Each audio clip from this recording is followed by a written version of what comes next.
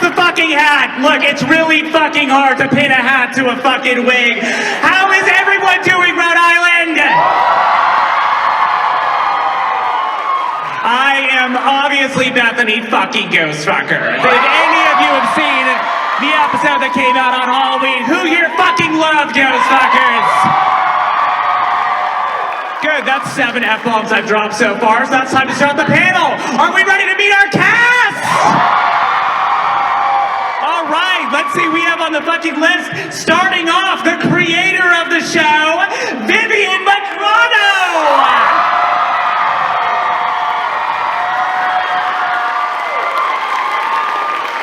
Next up, we have the voice of Moxie, Richard Horvitz.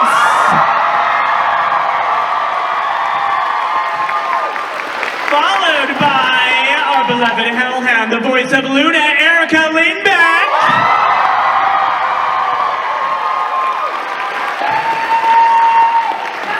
The voice of our beloved Fizzaroli, Alex Brightman.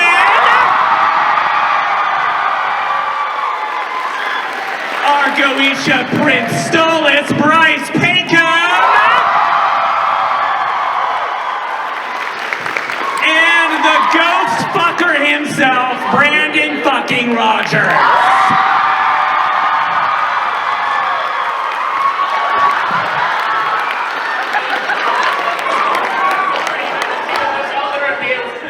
No, he's right to do it. Just you sit anywhere. Okay. Yeah. I'm all the way down the fuck over here. Hello. I told you not to bring out that last chair, motherfuckers. You ruined everything. Anyway, now we just talked about our episode Ghostfuckers released on Halloween, an episode that had to do with a lot of things, including somebody who really wants to fuck a ghost. God damn this fucking hat! So, asking a question that's obviously on everyone's mind going across the panel, something that's obviously very important to the way that the show works. Starting with you, Viv, what is the most fuckable monster in your mind? Listen, look, when you have me as the moderator, I'm not going to ask you, so what inspired you to do the show? Of all the monsters? Yeah, literally on a crypto level. And I know there's a lot to choose from, but obviously if you're writing a show like this with as many sexy fucking monsters that we have on the show, there's gotta be a favorite. Do you have a favorite? Monster fuckers need to know. Thank you. It's so general. I'm like, oh my god, there's so many. So many that you want to fuck, or? There's so many to choose from. What's the genre? Obviously, like, if you've seen our designs, of course, obviously. I'm gonna go with, just because I was just there, at Halloween Horror Nights, they have these crows that like walk on stilts and they're very creepy, and they have little hats, and I love that. And I danced with one, so I'm gonna say that. Really shocking that you have a thing for sexy birds.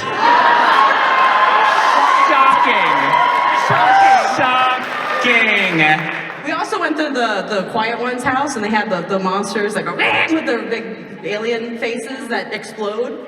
Those were cool too. I know that monster.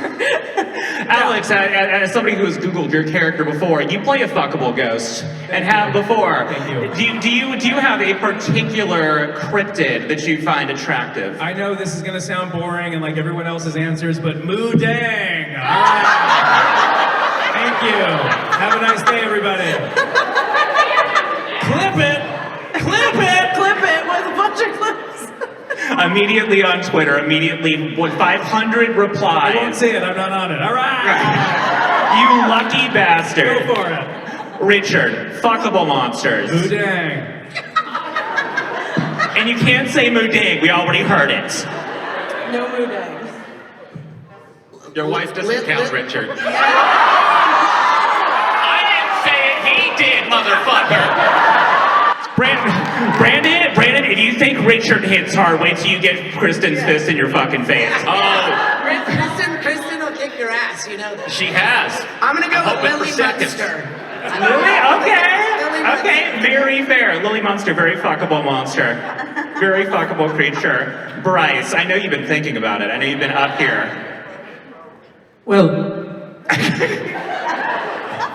other than the, whoever came up to stole us at the party, I don't really remember his name. Other than him, I don't know, Cookie Monster? He likes a mouthful, doesn't he? He likes a mouthful, doesn't he? Okay, look, at the very least, you know there's gonna be snacks. You know there will be snacks at bed. What's that? You know there will be snacks. That's right. Erica, I feel you revved up right now. I know you have a fucking answer to this. Most fuckable monster, Erica. This is so, well, it's a tie between three. Why choose? Okay, it's between Mothman. Obviously gotta go classic werewolf. But like a humanoid werewolf, obviously, to qualify it with that. And then mid-transition, absolutely. And then a Wendigo, but not the Until Dawn Wendigo, more of the classic with like the animal skull. You guys, you know. Yeah. It's between those three, or all three. Porque no los tres. Do they all fit into different categories for you? When you say the Mothman's more of a cuddler versus the other ones? Yeah, 100%. Well, Mothman's just a harbinger of doom. Like, he doesn't harm people. So he just warns you about bad stuff that's about to happen, which sucks, but he's not like a rude boy. Go. You know? Yeah, well, you know. Depends on what you're into. That's some Switch shit right there. Yeah, absolutely. You have one for every day of the week. You just get, you know, for what you need. A flight. It's a flight of monster fuckery. A flight of cryptids. Just for me. Brandon, after having written a character who wants to fuck ghosts, are you a ghost fucker yourself? Yeah, sometimes they fuck me. They do. The monster that I would fuck? You know, the mayor from Nightmare Before Christmas seems like a good time. Yes.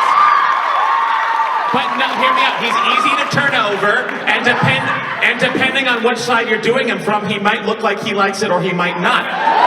So, yes, I try and do it from the front because that's usually where his smile is. But sometimes, Are you just smashing that guy till his head spins? what's that? Are you smashing that guy till the head spins? Yeah. Oh, it spins, and you hope it lands on the right face, but sometimes it lands on the. Ellen Boogie's got it. That Bogussy. Oh my God. All those bugs in there. You know, it's definitely not dry.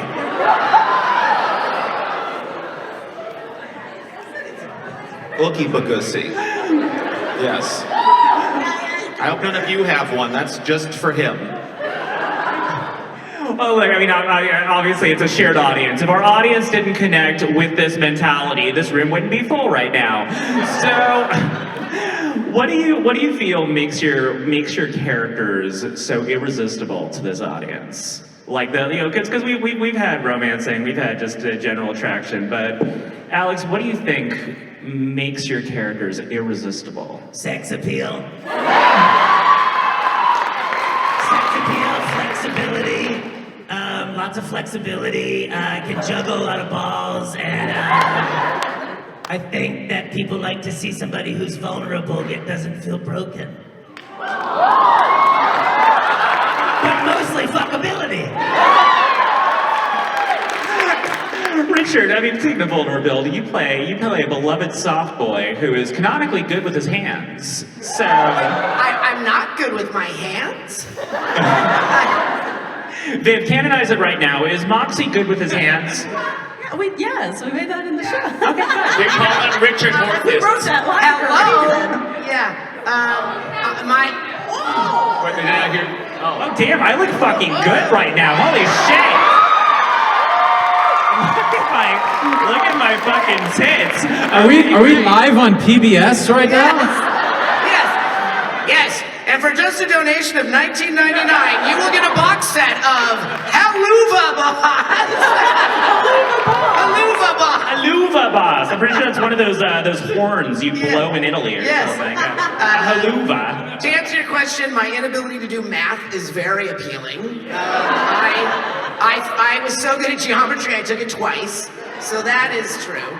But I would say Moxie's vulnerability is probably the thing that's very appealing, and also I think his devotion to Millie and Millie's devotion is and to represent Viv, who's not here tonight, but we all love our Millie. And also my incredible singing voice. Obviously. Well, we see a little bit of past Moxie in this episode, along with young Millie. And I'd love to talk to you, Viv, for a minute about how you interpreted young Millie when her and Blitz meet for the first time. Because she's a fucking badass and hot as fuck. Yes. In the past. So it's really cute to see the dynamic of just who Millie was when Moxie first meets her. Yeah, I mean, that was a fun thing to explore. Obviously, we're gonna unveil more about Millie's backstory, you know, even more in the future. I'm really excited. There's a juicy season 3 episode that's kind of all about that, and I'm excited. Season 3? Season 3! Season 3? I did not get that contract. I didn't either. We're not invited. I was not invited. You got voted off the island. But no, like when it came to like her whole thing, that's part of it. It's like we see a peek at a more grizzled, a more jaded version of her, because she's such a sunshiny character, and so it's fun. It's gonna be fun to see like where that came from, but also just seeing, you know, how she became the kind of optimist of the group. Oh, so you're saying we're getting a fuck ton more Millie coming up in the series and way more development of her character.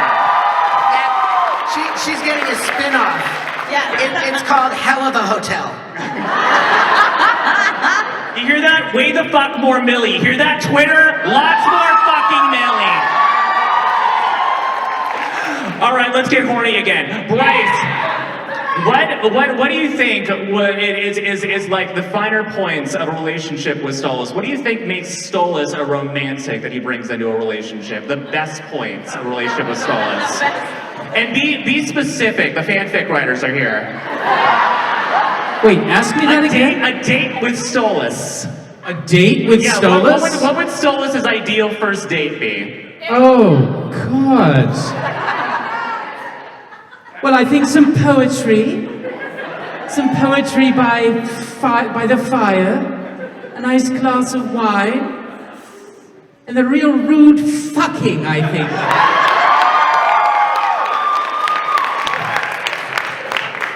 Fucking gay. I like where that one. I like where that one went. Erica, ideal for What? ideal first date with Luna. Ideal first date with Luna? For Luna. For Luna? Yeah. A rage room. Yeah. And maybe a little peck at the end. Maybe a little cheek kiss if it goes well. So, yeah. Oh, adorable. Yeah, I know, I'm fucking I know, I'm adorable. I am sensitive! Fuck you! She has feelings and emotions. Brandon, what would woo Blitz? What would woo him? Yes, do tell us. I think going to a trampoline park and then setting some shit on fire, setting some kids on fire, and then just going to a hilltop and getting blown.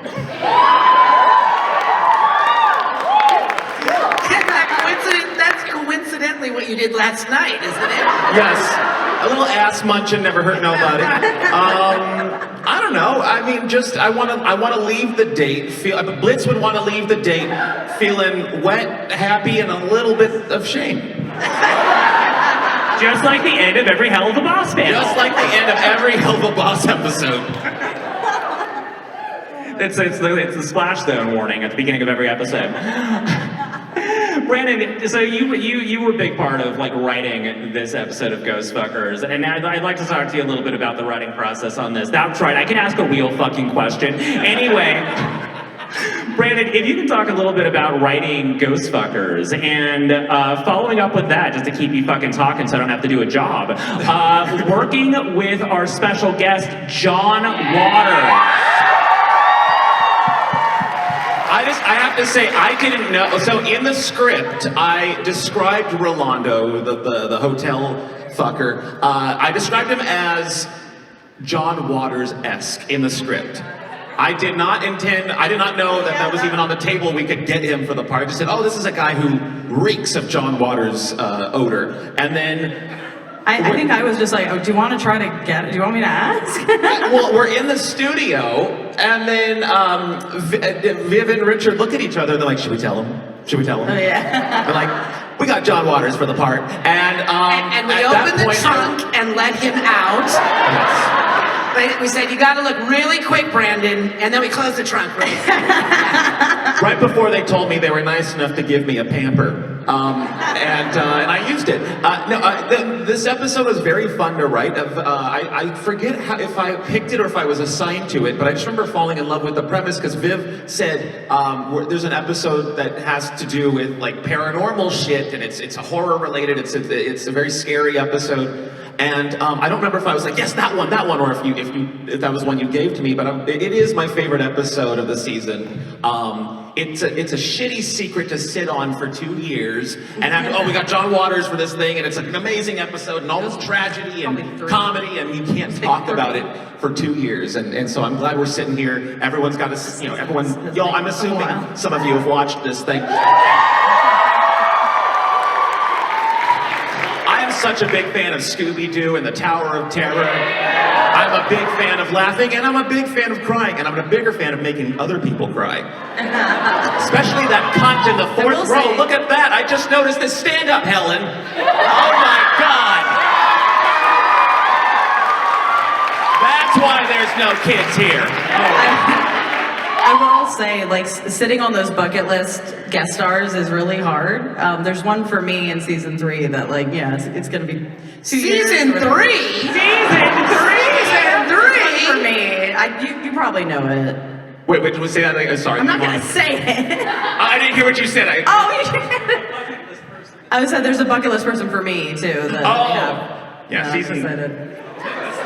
I will say that I was a little anxious when we were directing John. Because yes, we both were both like looking at each other like little kids. He caught a typo in the script. Yeah, and you were so embarrassed. And I was like, that was my fault. I was like, sorry, yeah, it's supposed to be that. That's fine. But he said to he us, caught all of that. Right away, he said, Richard, if you have a direction, don't be afraid to give it to me because I love to be directed, and whatever you guys say is what we'll do. Mm-hmm. So it was very. He had an assistant behind him the whole time going. Yeah. He was really down to play. He was fun. We also had a lot of efforts for him, so a lot of like, and I was like, that's for making this guy do that. We always wait for the efforts until the end. Oh yeah, they're at the end. And everyone's like, oh, okay. No. It's a little more painful than that. It sounded pretty painful. Richard Waters. That's it. That says Richard Waters. But one of my favorite things that John Waters said, anyway, we liked his performance so much that we brought him back. Correct me if I'm getting any part of the story wrong, but we brought him back. We wrote more dialogue for him. He wasn't supposed to be in it that much, and we liked him so much. We brought him back, and he agreed. And he gets in the studio, and it was like, he goes, let me guess, did you show it to a focus group? Or I like to call them fuck us group. Yeah. And now I use fuck us group all the time. That was great. Yeah, yes, he did say that. And when we made a different version of the episode, and we went, we hope he comes back. We hope he comes back. Yeah. So this episode went through so many drafts, so many different titles. That's the only time we've done that, too. Yeah, it was. All my favorite parts stayed in there, though, and I'm glad we kept the mom scene. I didn't think that was gonna make it. I honestly did not think that was gonna, because in the whole hallucination sequence, he goes through so much stuff, and a lot of it we kept, a lot of it we did. I mean, we really were picky with what Blitz is experiencing in these hallucinations. I think we even played with a version where Millie goes through it too. Yeah. But what we ended up going with, I think, was one of the more horrific sequences, especially with the mom. Even though I know it's coming up, to see it like that, in the eye and everything, it was brutal and beautiful at the same time. No, it's really good that you did that, because I think all the fans agree. Blitz has had it too fucking easy this season. He really just, some hardship, some trauma would be helpful to balance the character. Nothing ever happens to Blitz or Stolas in this show, nothing. So we have to keep giving them problems, you know, because there are none. This season should be called Blitz Fuckers. He's not a bottom, but he has been these last few episodes, I'll tell you that. I mean, once again, that's about half this fucking audience, so, you know. Thank you, Blitz Fuckers. I do know you, I see you, I know you.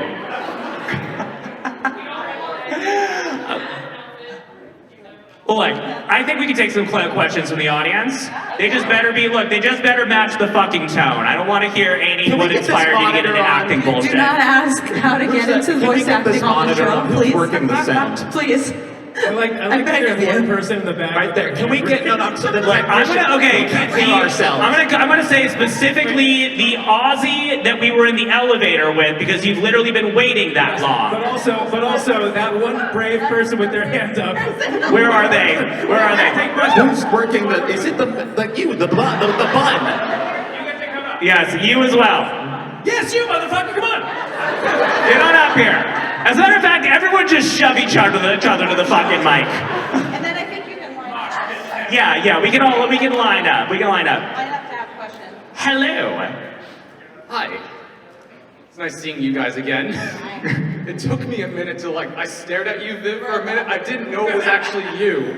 I didn't know it was you. I was just looking at, I'm sorry for staring, by the way. Oh, you're It's just fine. God damn it. It's and then Brandon comes in the elevator with the, all right. What are we reminiscing? What's your question? My question for you, Alex, actually is... Oh, okay, go on, wait, shh, for me. Yes? Yes. Between you and Ozzy, who tops? Who talks? I've been asking that for years. That's right. No, it's not. It's a fine question to ask. Geraldo tops. Now you haven't met Geraldo yet. But me and Ozzy, both being bottoms, need ourselves a verse top. And Geraldo, and it is the Geraldo you're thinking of. No one knows except for the adults and others. Okay. Only the old people. No, I think Geraldo tops.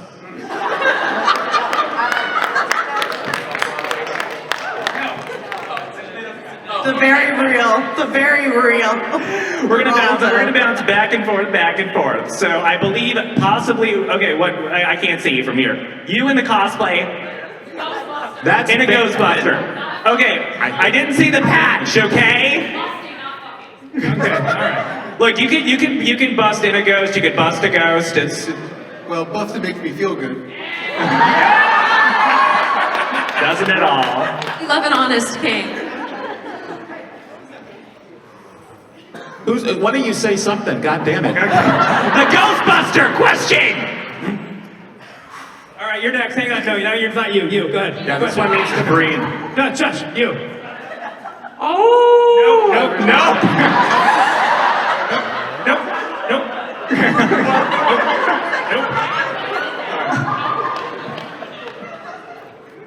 From watching so much movies and TV, I love watching with Richard Horvitz, with Moxie and Millie, being life goals for everybody. Two people that love each other, respect each other, will do anything for each other. Do you think there's ever been a time in your own mind that they would have broken up?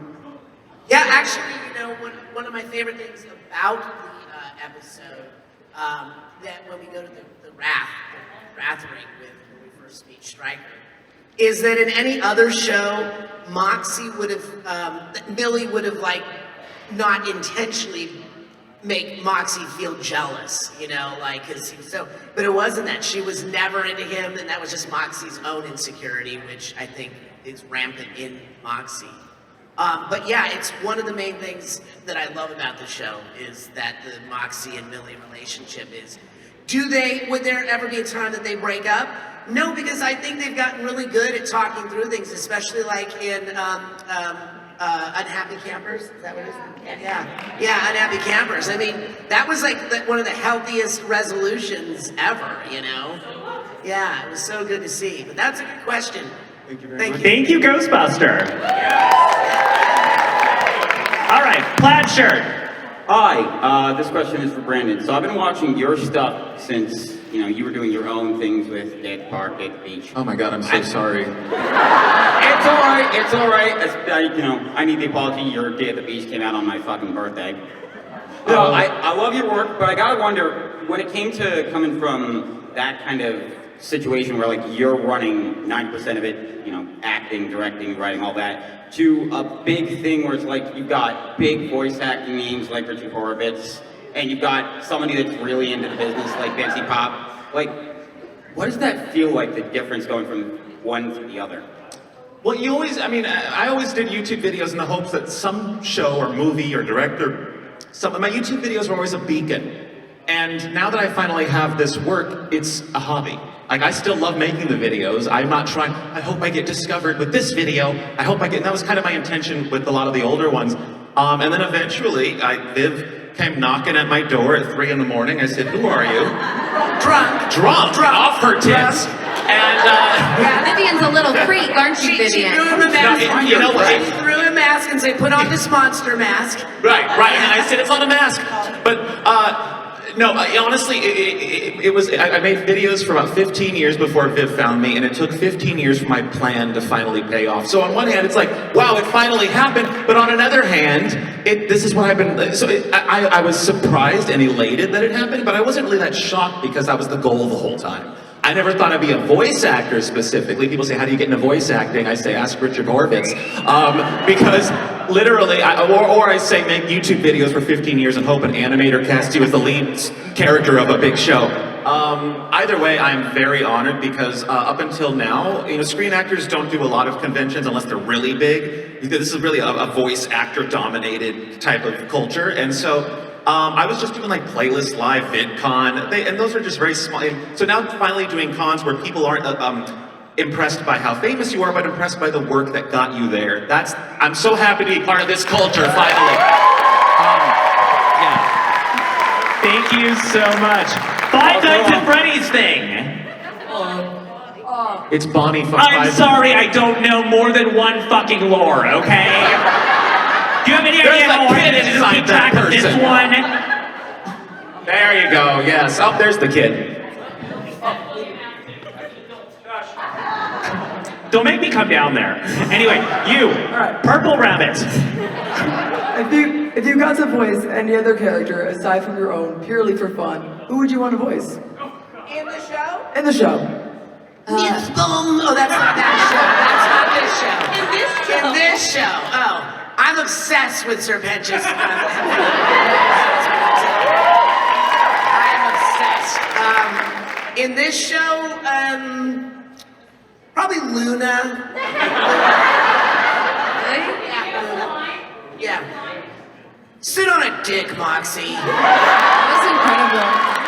The apathy, it's all there. You got this. I love Veronica. I would love to, it'd be really fun. Well, let's hear us at the same count of 3. 1, 2, 3. Stolen to Raleigh. Raleigh splits. We're gonna have a 3-way character swap. I would voice Adam because it would just confuse people's sexualities.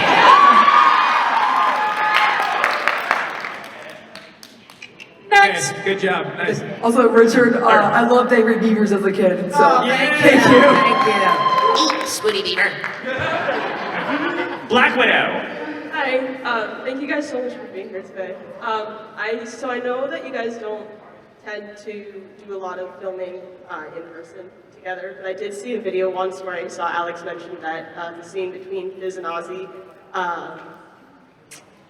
where Fizz has his panic attack, was filmed in the same room, and how cool of an experience that was. So I was wondering if there were any other scenes that you guys got to film together in person.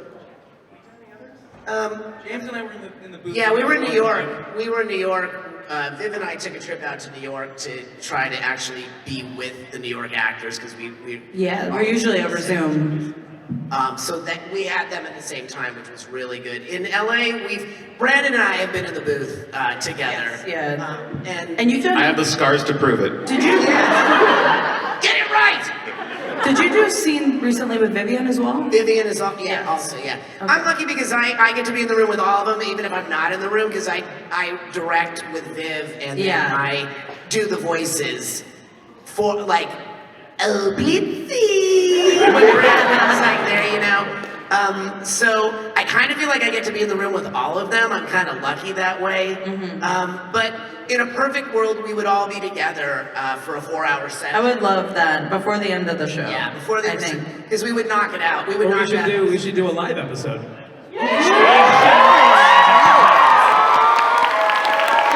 Live streaming. That would be that cool. is good. I will say, if physical media were still a big thing, and we got to have physical media of Helluva, there was a special feature that we could create where it's the entire show, but just Richard. Because these audio recordings do exist of Richard doing every single line of every single character in the show. That is true. Helluva Horvitz. Yeah, Fizzy. Hey, look what I got! Oh, Fizzy. I love you, Fizz. Oh, Blitzy! What's the matter with you? Stallus! Oh yeah, you have to do your blitz. Yeah, my blitz becomes Pauline more and more. I've never heard your blitz before. Hey, Looney, it's me, your dad. That's pretty good. So much Pauline. And I'm Richard. Yeah. Millie. I don't appreciate Richard's versatility here, because if there are budget cuts, I know who's the first to go. It'll be a much shorter panel next year. Well, a lot of the times, like if we need to catch up because we have storyboards going out, we haven't been able to get the actors in, I'll go in and I'll just do the temp tracks. Yeah, that was. We don't always need that on Helluva, but on Has Been we need to scratch. So there's definitely a version of Has Been season 2 that has all Richard doing all the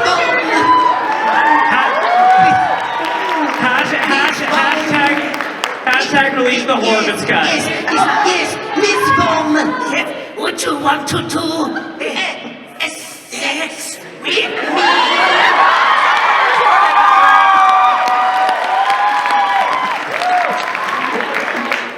Very good. I'm sure that answered the question, maybe, whatever the fucking question was. Blitz!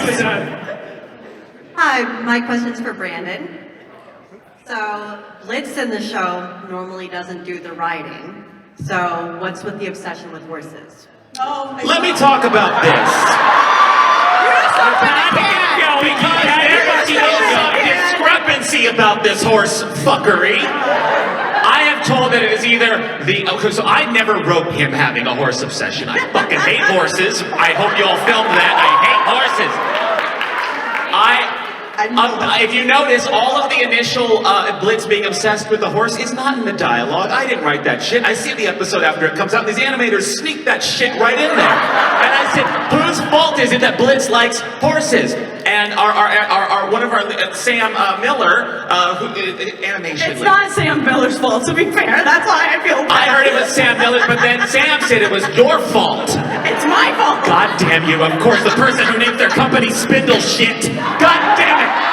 So now I get horses every convention, and when I announce that horses can go fuck themselves, because they certainly aren't fucking me. I saw the video in 2001. We all did. Now I get horses. Now people are giving me horse plushies and horse figurines out of spite, and I hate it. And if you give me one, I'm throwing it in the fucking garbage disposal. So yes, I am not part of the horse obsession. I would never do that.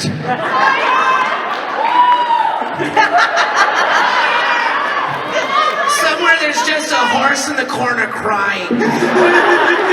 I think horses are cool. Yeah, horses are cool. There's somebody in the audience right now with about 50 My Little Pony gifts for Brandon, just like, oh, this is awkward. No, scrap it, bitch. Throw it in the trash. But this is why you can't feel bad if you see him drop a horse into the trash can. Oh yeah, I'm throwing it away. You give me that shit, it's You done. can give them to me, and I'll give them to Sam. There you go. All right, you, Elvin, in a white costume. When Thank do you for go on? triggering me. Okay, this is for everyone. If you have a notebook in front of you, what are you doodling first? I'm doing that Stussy symbol a lot. The one where it's like the three lines, and then you connect them, and I do it wrong the first time every time. And then the little triangle top, triangle thing, and that also makes its way in a husband. Yes, it You yeah, can make those we put that in. Well, like they said, can we have one of your notebooks? I said, sure. And I gave them a notebook, and there it was. That's all I draw. I mean, look, that never stops being sick as fuck. Yeah, fuck Yeah, I was like, yeah, that was right, all over yeah. my like fucking notebooks. That, Jinko jeans, you know what I mean? Yeah, cool. I doodle a lot. But it's usually like trying to draw Moxie or Zim. And You sent me the Moxie. And I give them to him. I'm sitting next to him. Yeah, I know. And I'll text Viv like at midnight. Look, I just drew this. Yeah, you do. I'll get a text and it's like Moxie. Yeah, the text from Moxie. She's like, oh, it's getting better. It's getting better. I've seen his I couldn't tell if it was Zim or Moxie. I'm not a good drawer. I'm not either. Yeah. I'll draw like hearts or stars or like feathers. I love drawing a feather, you know, draw one line each. Yeah, I love that. I'm a terrible artist. Like, whatever. I think my one terrible doodle is a baby owl. Maybe you've seen it. No, it's not good. Well, this is a good convention hack. If you're in Richard's line today, do request him to draw any character you want. He can actually draw any of them. So just any character you want. He loves Doing not it. well, They're all not perfect. well. The more complex, the better. They all look like Zim. We're about to wrap it up right now. We actually have two fans that want to bring up really fast. I was just told that there's something that is going to be happening right now. Go on. All right. Good. All right. Look, I didn't have this planned. So there's something going on right now. Lock the doors. Oh boy. 11:40. What the fuck? We have 20 more minutes of this shit. This better be a long fucking surprise. Oh. Come.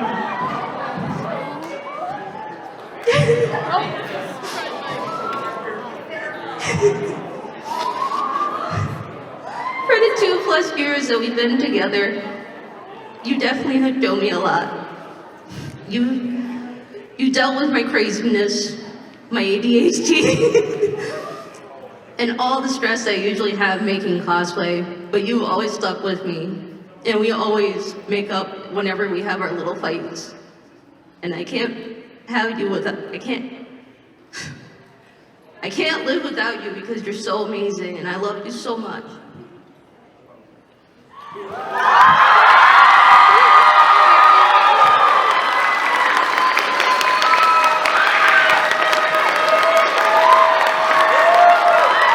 I'll always be your buddy.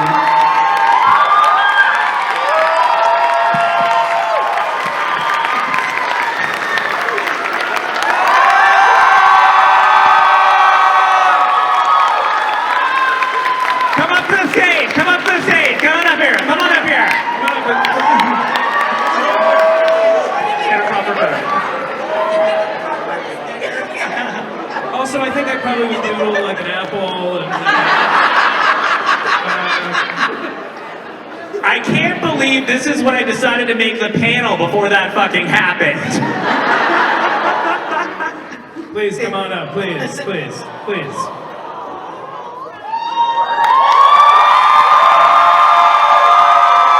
Our newly engaged couple.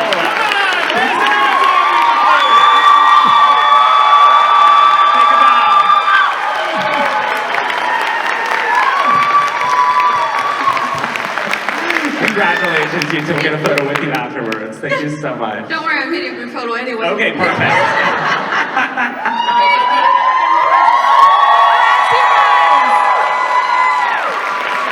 Congrats! Oh my god! Okay, there have been so many of those. We love them because we see the clips all the time. Engagements happening with people dressed as these characters. How does that feel to know that these characters you designed, two people in love dressed as those characters, and made this like foundational moment in their lives in character? I mean, it's incredible. And this is the first time this has happened where it's like in front of me. So you also made it part of like our experience, our event. And I think that's just, it's so cool. Like you chose to make this very special moment instead of like, you know, some amazing romantic location or like Disney or like, you know, somewhere that like, you know, you made it this convention and this panel. I don't know, that's cool. Thank you. And congrats. Every year. Look, I would say having us on stage is basically the same as Disneyland. Oh, that was so magical. I'm never finding love, not like that.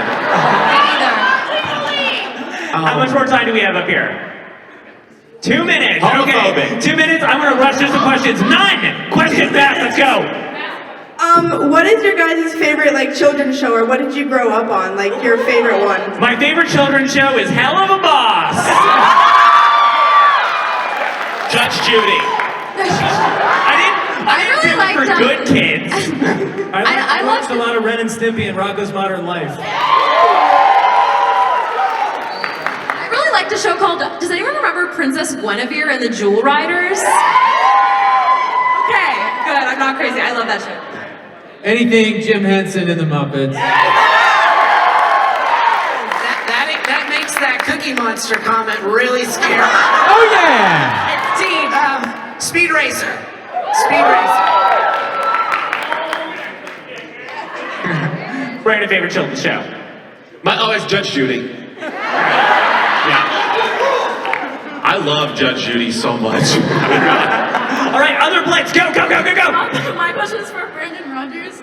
We've established how much you love horses already, so if you could...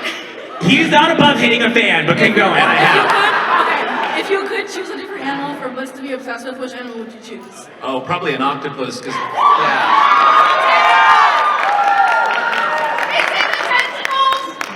A little bit it's the tentacles, yeah, but also their brains are not just a body, they got brains too.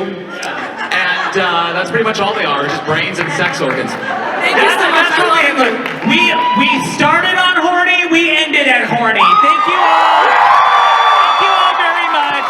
We are all signing in the exhibit hall. Come ask us more questions, buy shit, and take photos with us. Thank you guys, we love you!